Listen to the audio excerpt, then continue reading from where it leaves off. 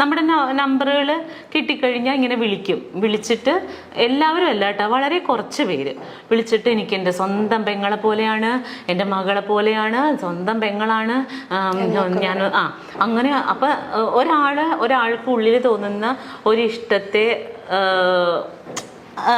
അയ്യോ എനിക്ക് താല്പര്യമില്ല എന്ന് പറഞ്ഞു വെക്കാൻ അവരെ ഹേർട്ട് ചെയ്യേണ്ട കാര്യം നമുക്കില്ലല്ലോ. അപ്പൊ ചേട്ടാ താങ്ക് യു എന്ന് പറഞ്ഞ് വെക്കും. പിറ്റേ ദിവസവും വിളിക്കും പെങ്ങളുടെ സുഖം അന്വേഷിക്കാൻ. എല്ലാ ദിവസവും വിളിക്കും പെങ്ങളുടെ സുഖം അന്വേഷിക്കാൻ. അപ്പൊ ആ ഒരു സാഹചര്യത്തിലാണ് ഞാൻ പറഞ്ഞത്, അതെന്തിനാണ് അങ്ങനെ ഡെയിലി വിളിച്ച് ഒരാളെ വിളിച്ച് സുഖവിവരം അന്വേഷിക്കേണ്ടത്? പിന്നെ നമ്മൾ എടുക്കാതാവും കോള്, ശല്യമായി മാറും. ചിലപ്പോൾ വീഡിയോ കോളൊക്കെ ചെയ്ത് കളയും. നമ്മൾ എങ്ങനെയാണ് നമ്മുടെ വീട്ടിൽ നിൽക്കണം, അല്ലെങ്കിൽ നമ്മുടെ റൂമിൽ എന്തായിരിക്കും നമ്മുടെ അവസ്ഥ എന്നൊന്നും നമുക്കറിയില്ലല്ലോ. ചിലപ്പോൾ കുളിക്കാൻ കയറുന്ന ടൈമായിരിക്കും വീഡിയോ കോളൊക്കെ ചെയ്യും. അപ്പൊ അതൊക്കെ നമുക്ക് ടെക്നിക്കലി ഇതൊക്കെ ബുദ്ധിമുട്ടല്ലേ. അപ്പൊ അപ്പോഴാണ് ഞാൻ പറഞ്ഞത്, ഇപ്പൊ എന്നെ സംബന്ധിച്ച് എനിക്ക് എൻ്റെ ആങ്ങളെ കാണുന്ന പോലെ എനിക്ക് വേറൊരു ആളെ എൻ്റെ സ്വന്തം ബ്രദറായിട്ട് കാണാൻ പറ്റുമോ? ഇല്ല, പറ്റില്ല. എനിക്ക് എൻ്റെ മകനെ പോലെ എനിക്ക് വേറൊരാളെ കാണാൻ പറ്റില്ല എന്ന് ആ സാഹചര്യത്തിലാണ് ഞാൻ പറഞ്ഞത്.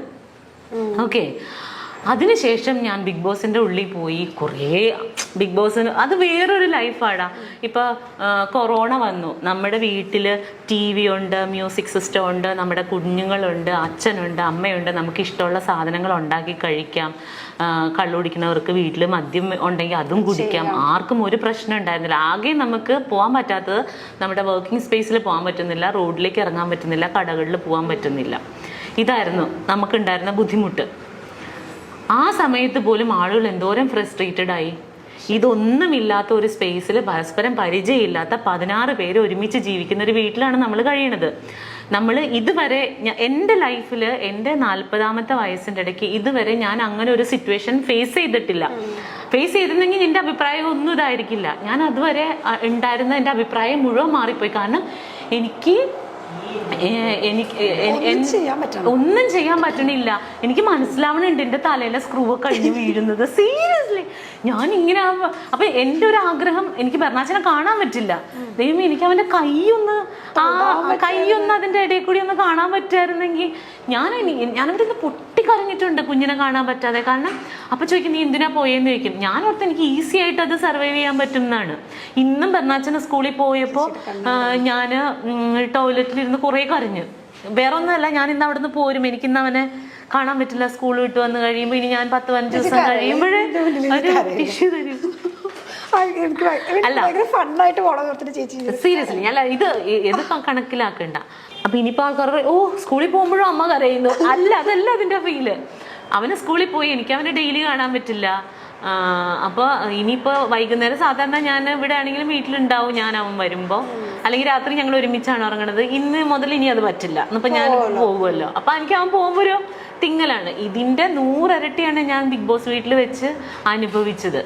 അവിടെ വെച്ചിട്ടാണ് ഈവൻ ഫുക്രു, ഞാൻ പറഞ്ഞത് സത്യമാണ്, അവിടെ വെച്ചിട്ട് എനിക്ക് ബെർണാച്ചനായോ എന്നുള്ളതല്ല, ആ ഒരു സ്ഥലം ഫില്ല് ചെയ്യാൻ വേണ്ടിയിട്ട് ഈ കുട്ടി എന്നെ ഒരുപാട് ഹെൽപ്പ് ചെയ്തിട്ടുണ്ട്. ബെർണാച്ചൻ എന്നെ ഡി മഞ്ജു പത്രോസ എന്നൊക്കെ പറഞ്ഞ് എൻ്റെ മോൻ വന്ന് വിളിക്കും.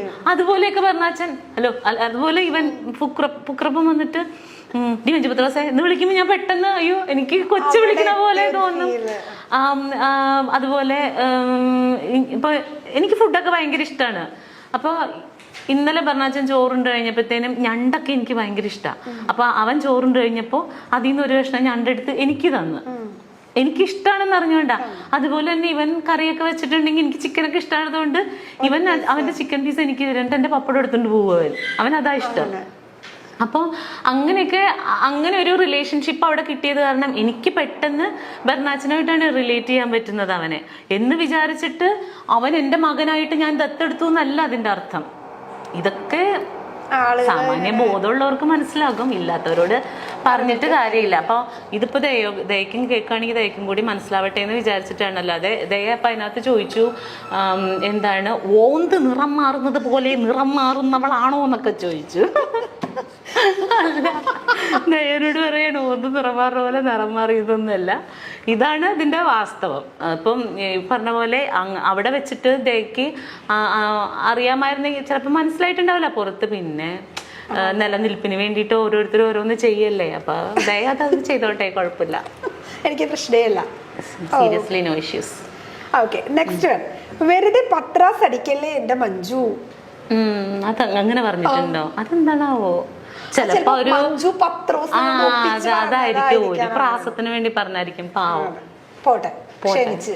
അതൊക്കെ ഒന്നും കുഴപ്പമില്ല. നെക്സ്റ്റ് വൺ, അത് നല്ലതാട്ടോ. വരും കാലത്തെ ലളിതാമ്മ. ഓക്കെ, എന്താ മഞ്ജു ചേച്ചിക്ക് നാഷണൽ അവാർഡ് കിട്ടാതെ? എന്റെ കർത്താവേ, അങ്ങനെ ഒന്ന് ചോദിക്കല്ലേ. ഞാൻ അതിന് മാത്രം വലിയ കാര്യങ്ങളൊന്നും ചെയ്തിട്ടില്ല. നാഷണൽ അവാർഡ് കിട്ടാൻ പാകത്തിനൊന്നുമുള്ള അങ്ങനെ ഒരു നല്ല ക്യാരക്ടറോ. അതെന്താ അറിയോ, ഇപ്പോൾ നമ്മുടെ ഇൻഡസ്ട്രിയിൽ നിൽക്കുന്ന എല്ലാ ആർട്ടിസ്റ്റുകളും നല്ല ടാലന്റഡ് ആയിട്ടുള്ളവരാണ്. പക്ഷേ ചിലർക്ക് നല്ല ഓപ്പർച്യൂണിറ്റീസ് കിട്ടും. ഇപ്പൊ എനിക്ക് അഭിനയിക്കാൻ കഴിവുണ്ട്, ഞാൻ എൻ്റെ വീട്ടിൽ പോയിരുന്ന് അഭിനയിച്ചിട്ട് വല്ല കാര്യമുണ്ടോ? എനിക്കിപ്പോൾ ചിലപ്പോൾ അല്ലെങ്കിൽ ഇപ്പം ആർക്കാണെങ്കിലും ഇപ്പം ലളിതാമ്മ ചെയ്ത പോലെയുള്ള നല്ല ഡെപ്ത് ആയിട്ടുള്ള ക്യാരക്ടർ ഈസി ആയിട്ട് ചെയ്യാൻ പറ്റുമെന്ന് വിചാരിക്കുക. എനിക്കിതിപ്പോൾ ഒരവസരം കിട്ടിയാലല്ലേ എനിക്കിത് ചെയ്ത് കാണിക്കാൻ പറ്റുള്ളൂ. അപ്പോൾ ചിലപ്പോൾ ഇത് എഴുതുന്ന ആളുകൾക്ക് നമ്മളിൽ അത്ര വിശ്വാസം ഉണ്ടാവില്ലായിരിക്കും, അതുകൊണ്ട് തരില്ല. അല്ലെങ്കിൽ അത്തരത്തിൽ കഥാപാത്രങ്ങൾ ജനിക്കുന്നുണ്ടാവില്ല. പിന്നെ ഒരെണ്ണം ജനിക്കുമ്പോൾ കുറച്ചും കൂടി ബെറ്റർ ആയിട്ടുള്ള ഒരാളിലേക്ക് പോവുമായിരിക്കും. അപ്പോൾ എപ്പോൾ ചെയ്യുന്നോ വിധി ഉണ്ടെങ്കിൽ കിട്ടും. അങ്ങനെ എന്നെ സംബന്ധിച്ച് എനിക്കെല്ലാം ബോണസാണ് കേട്ടോ. ഞാൻ പറഞ്ഞില്ലേ, ഇപ്പോൾ ചിലർ പറയും അവള് പഴയ കാലം മറന്നുപോയെന്ന്. ഞാൻ ഒരിക്കലും മറന്നിട്ടില്ല. അത് പറയാൻ പറ്റില്ല. അപ്പോൾ ഞാൻ എങ്ങനെയാണ്, എന്തായിരുന്നു എന്നുള്ളത് മറ്റാരേക്കാളും വ്യക്തമായിട്ട് അറിയാവുന്ന ഒരാളാണ് ഞാൻ. ഒരിക്കലും ഞാനത് മറക്കില്ല. അപ്പോൾ ഇല്ലില്ല, എനിക്ക് കരച്ചിൽ വരാറില്ല. ഞാൻ അങ്ങനെ ഇപ്പോൾ കരയാറില്ല. അപ്പോൾ ആ ഒരു സാഹചര്യത്തിൽ നിന്ന മഞ്ജു ഇന്ന് നല്ല ഭക്ഷണം കഴിക്കുന്നുണ്ട്, നല്ല വസ്ത്രം ധരിക്കുന്നുണ്ട്, വീട് വെക്കുന്നുണ്ട്, എൻ്റെ മകനെ പഠിപ്പിക്കുന്നുണ്ട്. ഇതൊന്നും ഭയങ്കര സംഭവമൊന്നുമല്ല.